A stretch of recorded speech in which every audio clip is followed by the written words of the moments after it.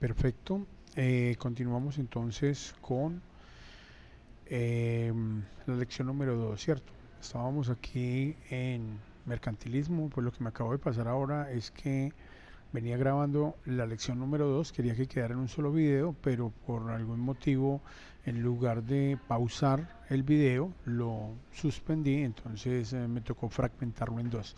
Para que lo entiendan también ustedes, que no se trata aquí de grabaciones perfectas, se trata de que tratemos de disfrutar este curso. Ustedes van a aprender a grabar también sus ideas a través de esta herramienta y seguro que nos vamos a entender. Tampoco soy un profesor pues que está pendiente pues de esos mínimos detalles. Estoy enterado que estamos comprendiendo, ustedes son estudiantes de segundo y tercer semestre, estamos comprendiendo nuevas herramientas y seguro que le vamos a sacar pues todo el provecho y vamos a manejarlas de manera comprensiva.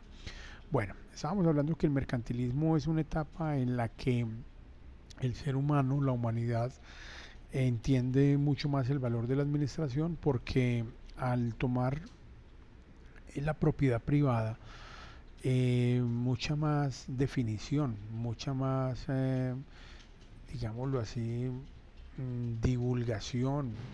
Los talleres que eran antes pequeñas artesanías se van convirtiendo ya en empresas. Esto hace entonces que nuestra sociedad reconozca el valor de las buenas prácticas administrativas que, como lo hemos hablado, estaban asociadas al Estado, a la Iglesia y al Ejército y que habían dado origen a civilizaciones antiguas, pero que hoy en día eran de utilidad para poder manejar de manera eficiente ese pequeño negocio que era el negocio de familia, que ya pertenecía pues a una forma de acumular capital que nos iba a permitir ser más grandes en el futuro. Y eso fue un modelo pues social, un modelo comercial de la sociedad que permitió que la administración se haga mucho más refinada e importante para las personas que no están en la parte administrativa ni están en los estrados de la iglesia, en el ejército.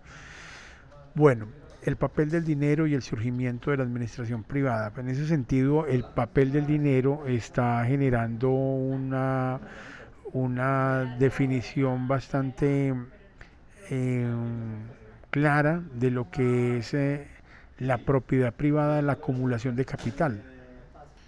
Y en ese sentido, el papel moneda pues adquiere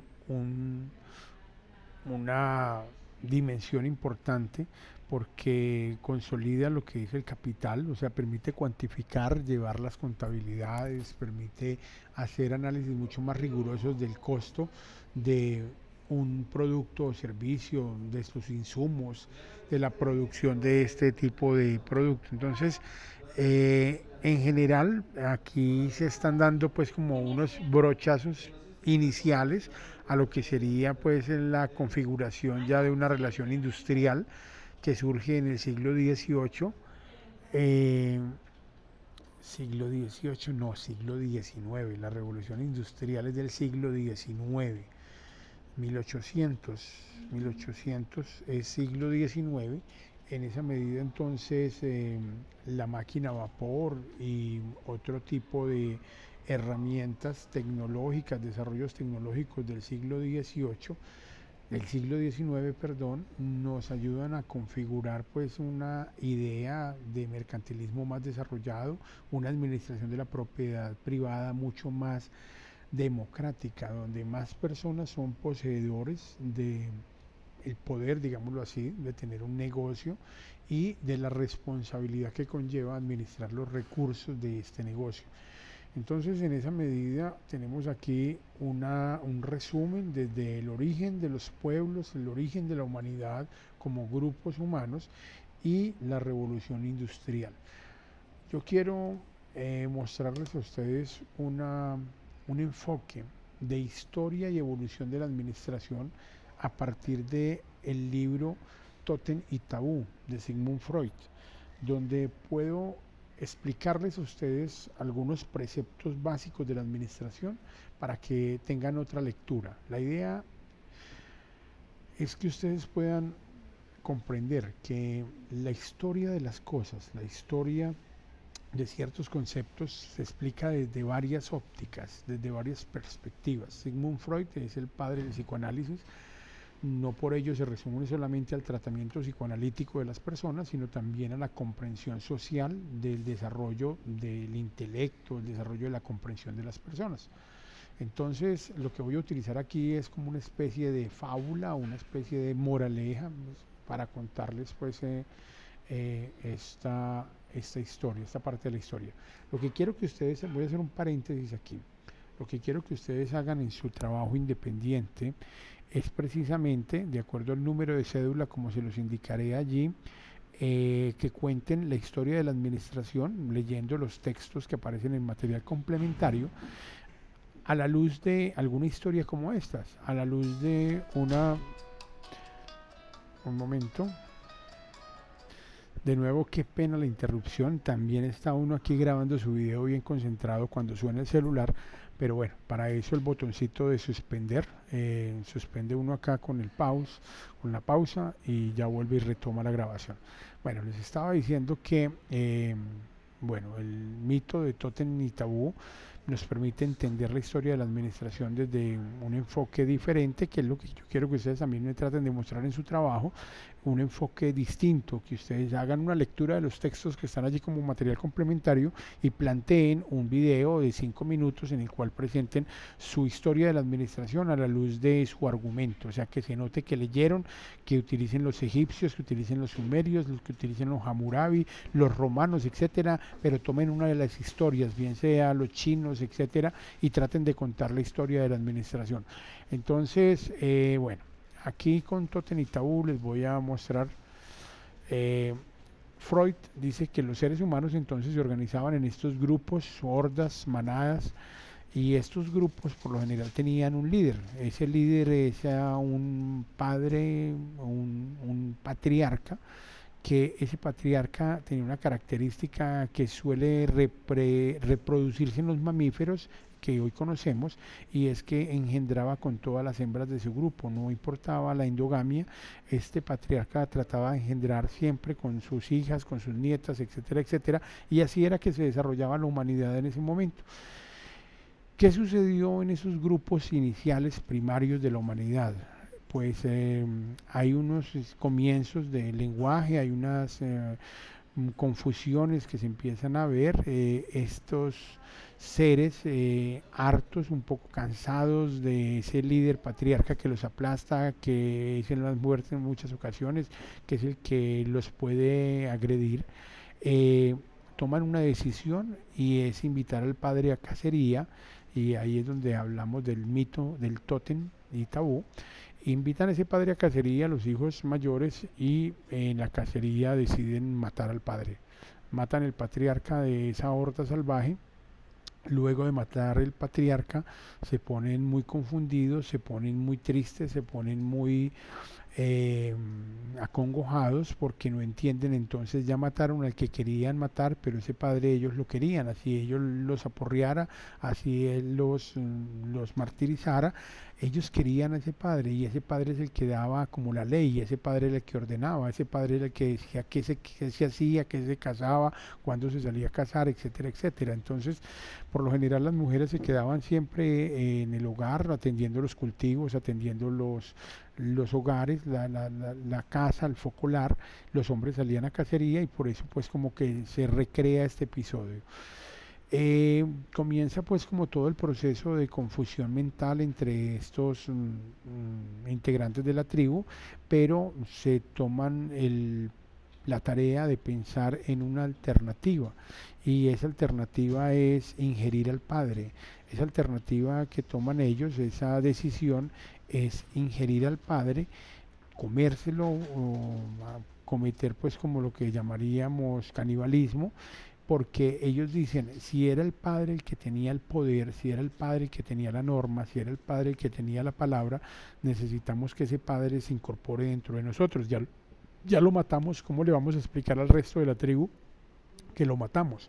Entonces de ese padre se crea un tótem, ellos se incorporan ese padre, se devuelven a su horda, a su tribu, y comienza todo el desorden en la tribu, comienza todo el enredo, comienza toda la confusión, pero la forma que ellos tienen para poder simbolizar ese padre es crear los tótems, y uno ve que en varias de las culturas estos tótems se han creado, son figuras fálicas, son figuras altas que por lo general suelen sobresalir sobre las demás figuras, así como las iglesias católicas, como los monjes budistas también hacen en lo más alto como ¿cómo se llama esto? Monasterios, etcétera, etcétera.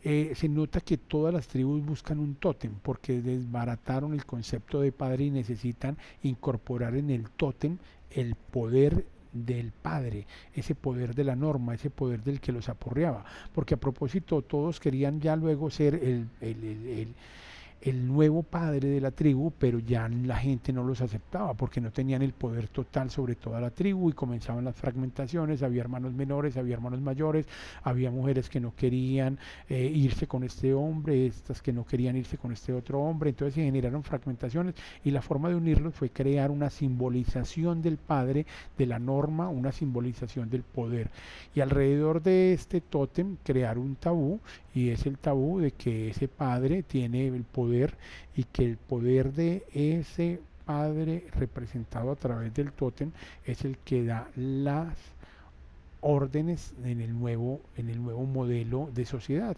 y eso por lo general queda escrito. Es que aquí es como el momento en el cual estas transformaciones sociales dan origen al lenguaje escrito para escribir la palabra del Padre, y viene aquí el momento más importante para la administración.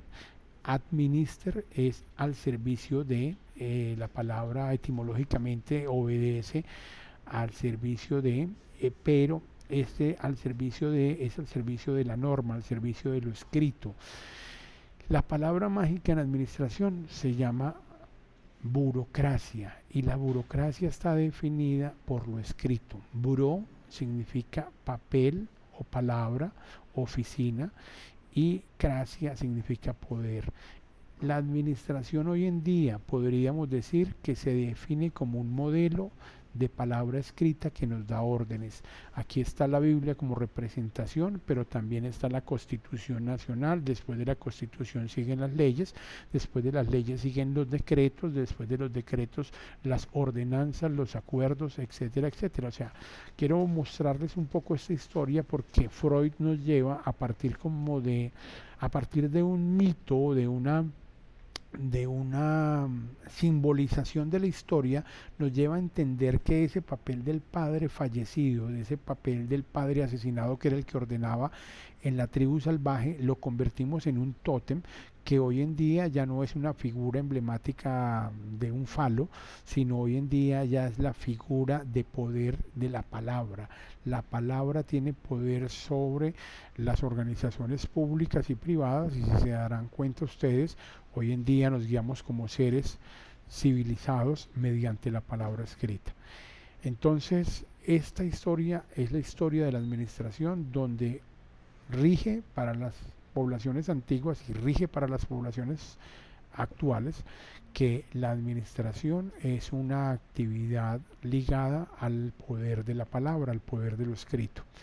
En esa medida, entonces, quería mostrarles también por acá, pues, una imagen de esa historia de la administración, también una historia reciente a la cual todavía no nos vamos a ingresar. Tiene que ver con los niños trabajadores en 1870. Esta foto es de 1870, es parte del proceso de la revolución industrial. Niños, mujeres, hombres trabajaban jornadas de 12 a 16 horas. En algunas ocasiones se tiene el reporte de jornadas laborales que llegaban a las 18 horas.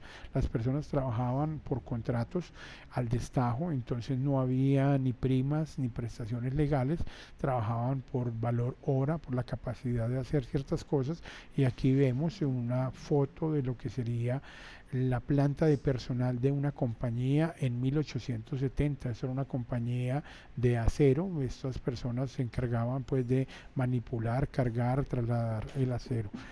Son niños, como los pueden ver, niños entre los que 7 y 10 años, 14 años, de pronto que hay adultos, pero aquí hay una gran proporción, una gran cantidad de niños en su mayoría.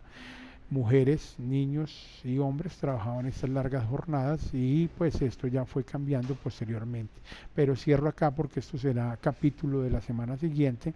Espero que puedan hacer con éxito su tarea y vamos adelante con el curso.